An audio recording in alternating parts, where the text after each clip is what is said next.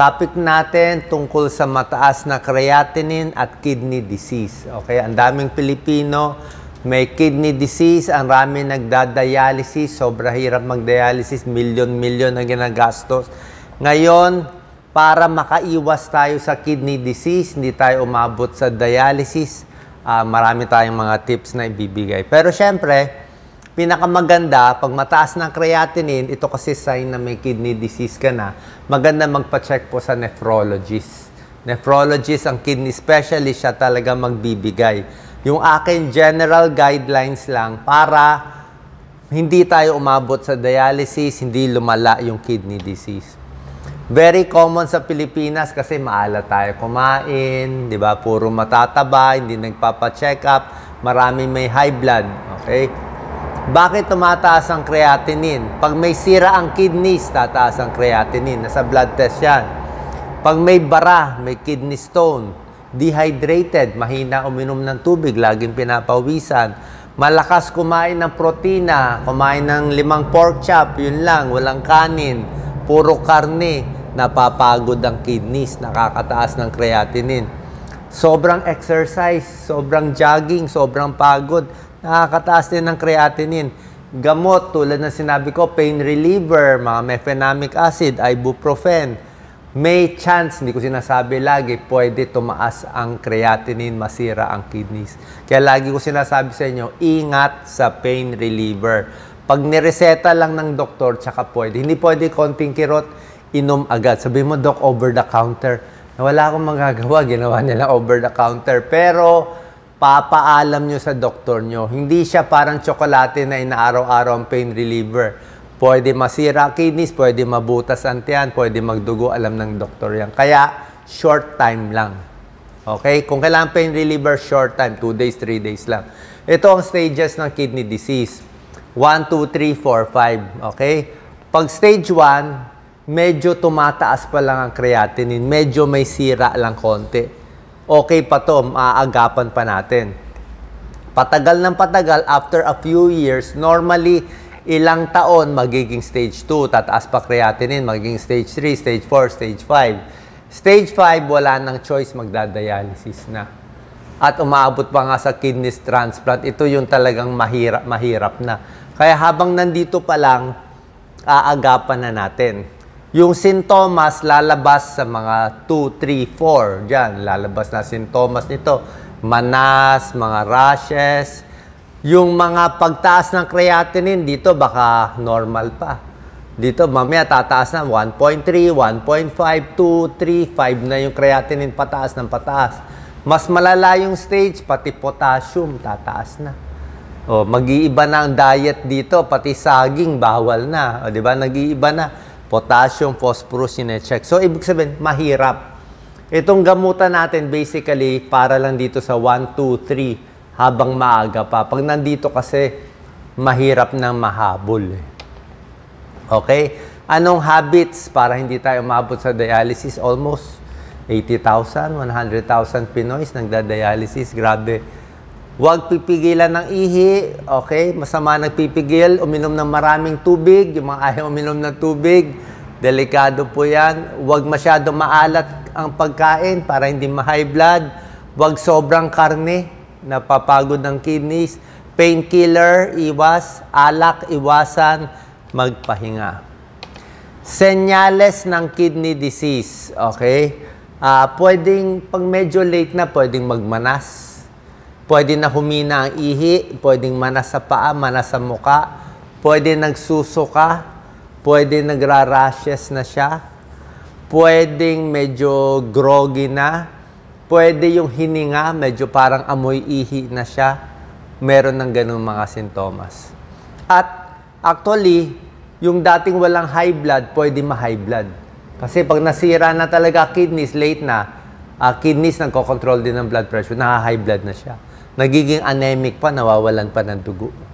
Kasi yung kidneys gumagawa ng hormone para mautusan ang buto na gumawa ng dugo. So, pag nasira ang kidneys, ang dami talagang problema. Manas, napapagod, hindi makatulog. Ito ang normal creatinine ng lalaki, 0.6 to 1.2. Babae, 0.5 to 1.1. 1.1 milligrams per DL. Pero depende po to sa size. Kung kayo ay lalaki, malaki, maskulado, minsan up to 1.3 pwede pa eh. Normal pa yun kasi marami kang muscle eh. Creatinine, protein kasi yun eh. Pero kung payat ka lang, dapat mas mababa pa nga ang creatinine mo. Pero basically, ayaw natin lalampas dyan sa normal value. Okay? Pag nasira ang muscle, yung mga hazing, di ba? Delikado yun. Yung boksingero na bugbog, di ba? Nag-iba kulay ng ihi. Kaya nga pag sobra kayo exercise, tignan mo yung ihi mo. Parang yellow, orange. O, hindi po maganda yon. Ibig sabihin, medyo hirap yung kidney. So, sobrang karne, masama din. Para gumaling ang makontrol yung kidney disease, hindi tumaas creatinine, maraming tubig, bawas ito, avoid strenuous exercise, more pahinga. Umpisa na natin. Number 1, para hindi tumaas ang creatinine, mapabagal natin, kailangan maraming tubig. Usually, pag mga early stage, tatanungin natin sa pasyente, malakas pa ba ihi mo? Okay, umiihi pa siya, pinapayo natin up to 2 to 3 liters in a day. So, 8 baso hanggang 12 basong tubig araw-araw. Yung iba sa inyo gusto lang 3 basong tubig. Hindi po pwede. Kasi nga, mas marami kang iniinom, mas marami kang iniihi, parang kubeta, fina-flush mo ng fina-flush. Ibig sabihin, yung creatinine sa katawan, gusto mo ilabas ng ihi.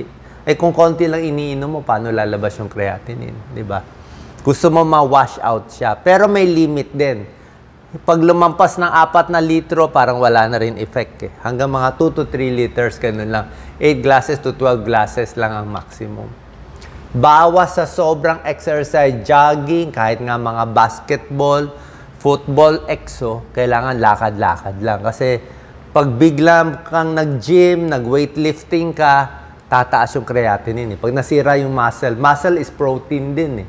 So, pag nasira ang muscle mo, protein pupunta sa dugo, mahirapan yung kidneys. Pag na-hazing, nasira yung muscle, na-paddle dito sa hita, masisira yung kidneys, kidney failure. So, kumain ng sobra daming steak, protein din yon, hirap din yung kidneys. Okay, tataas din yung creatinine. Kaya moderate exercise lang. Tulog dapat sapat. Mas kulang sa tulog, mas tumataas ang creatinine. Pain reliever, tulad na sinabi ko sa inyo, ibuprofen, mefenamic acid, mga over-the-counter. Ingat po, okay? Kung hindi naman talaga, unless talaga nabalian ka na sobrang sakit, di uminom ka ilang araw.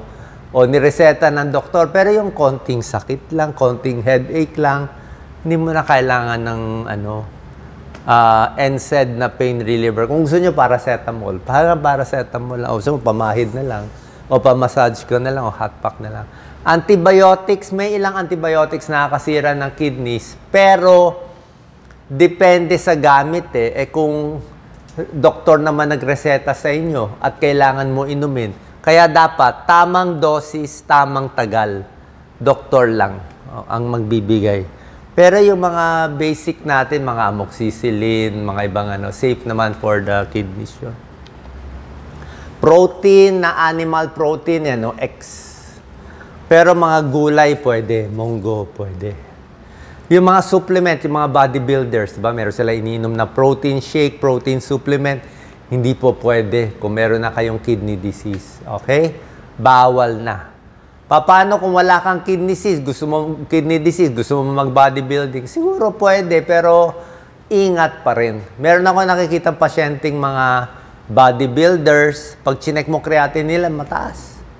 Oo, dahil dito, ngayon, magkaka-kidney disease sila, may chance. Pero yun na nga, ingat. Huwag masyadong marami, inom ng maraming tubig, di ba? O, may konting pagod sa kidneys pag maraming protein shakes. Okay? Kaya ingat lang. Hindi ko sinabi, kung healthy ka, pwede mo i-try. Pero kung meron ng kidney disease, bawal na. Alat, bawas.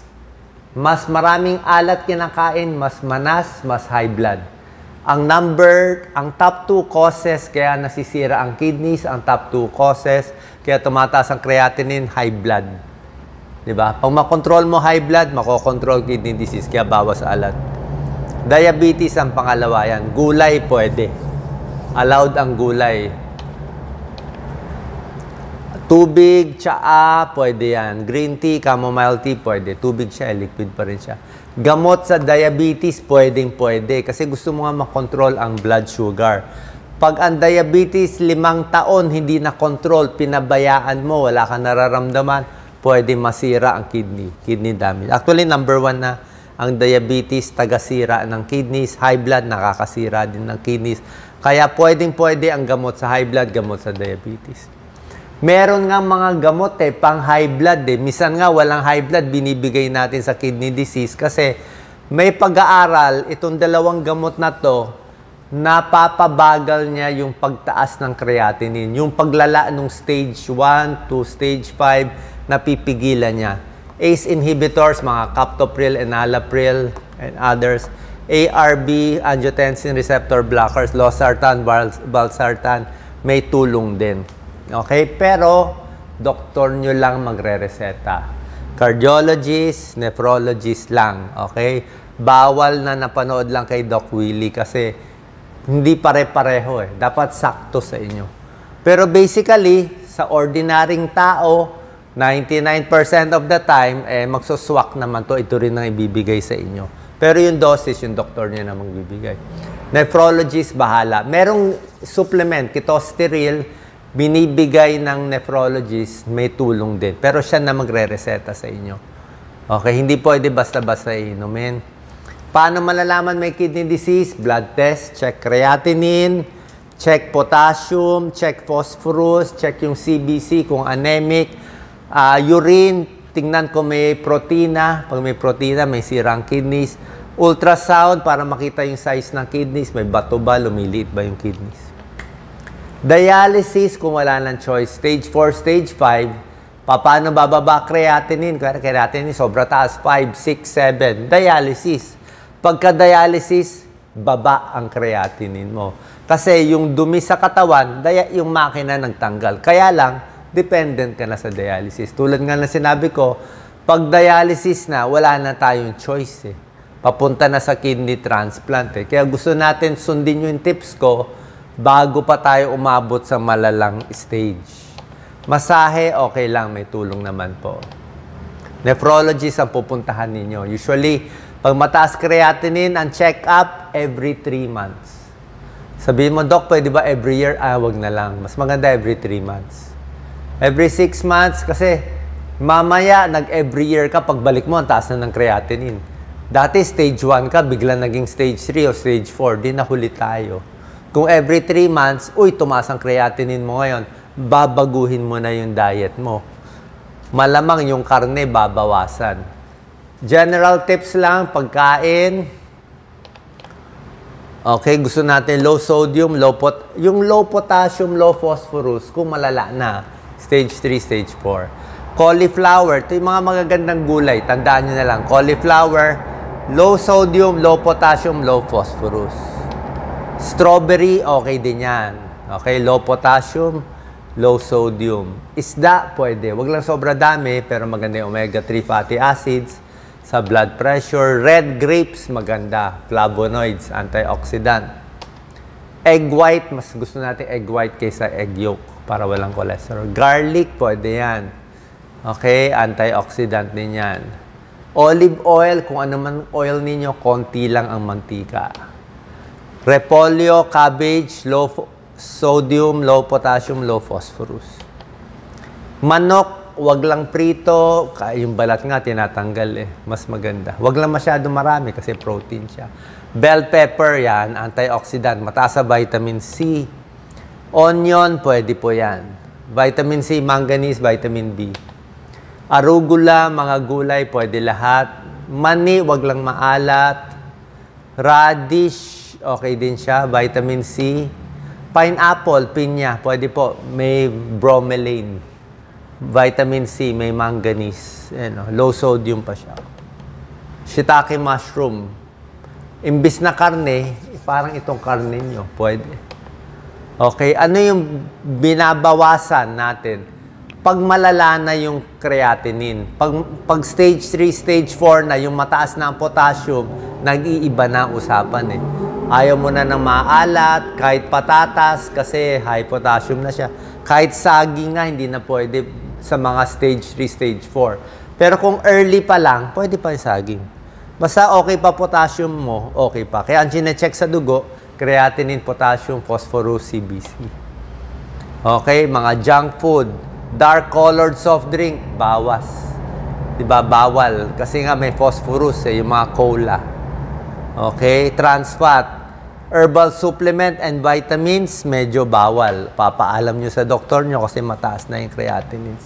Sana po nakatulong tong video natin. General tips para bumaba yung kidney disease at yung creatinine. Pa-check po tayo sa ating nephrologist para mas tamang gamutan. God bless po.